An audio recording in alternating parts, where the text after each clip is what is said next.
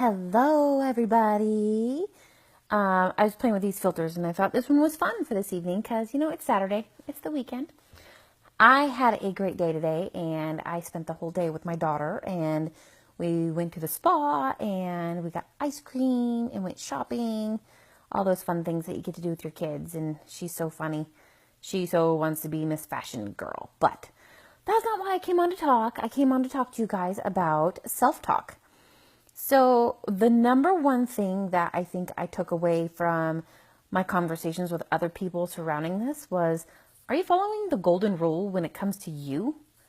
So we tell each other that, treat others the way that you want to be treated. And if you're treating yourself like crap, if you're talking to yourself negatively, if you are saying things that you wouldn't want somebody saying to you, how's that okay? So when it comes to the cloud over your head, like Charlie Brown walking around, maybe you should take a little bit of responsibility for it. Harsh, right? So I'm not saying that it's all you, it's all anything like that. It's a big part. It's a really, really big part. And what you think and what you say to yourself is your reality. So if you're telling yourself that you're stupid and that you're always late and that you're always a mess and you can never get food on the table or your kids are always a disaster or anything like that, that's really your reality. That's really what's happening. So if you say it and you're thinking it and you're doing all of those things, it's lining up to it being that. So reevaluate what you're thinking and what you're saying and what you're doing. And then I think you would be surprised at how the whole thing changed. Now, one of my friends wanted me to talk about self-shaming as well. And I think this kind of goes along with it.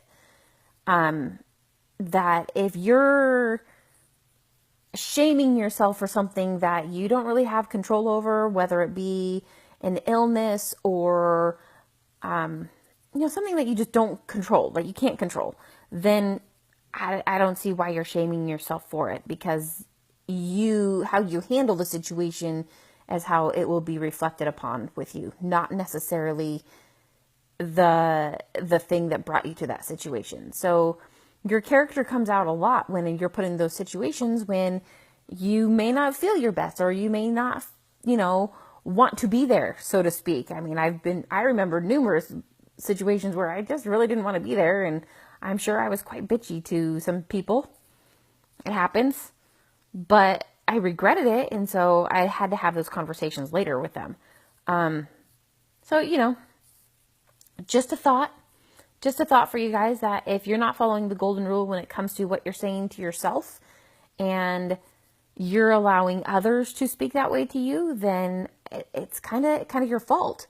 You shouldn't believe all of the negative things that you're thinking. Aw, thanks, Richard. I love you too. You shouldn't be thinking those bad things about you. You should always think the best of yourself, because we're all just trying to get through life. We're all just trying to do our best and move forward and be the best person that we can be. And if that's what you're trying to do, then where does the negativity come in?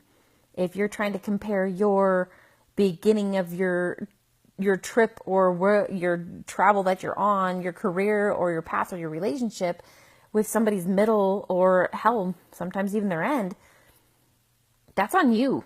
Stop comparing. Be you. Be you and be happy with you, because that's the only you that we've got.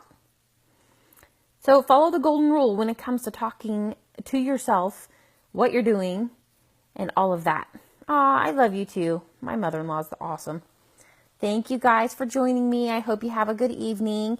And try these filters. They're kind of fun. They twitch. My kids like them too. So have a good weekend.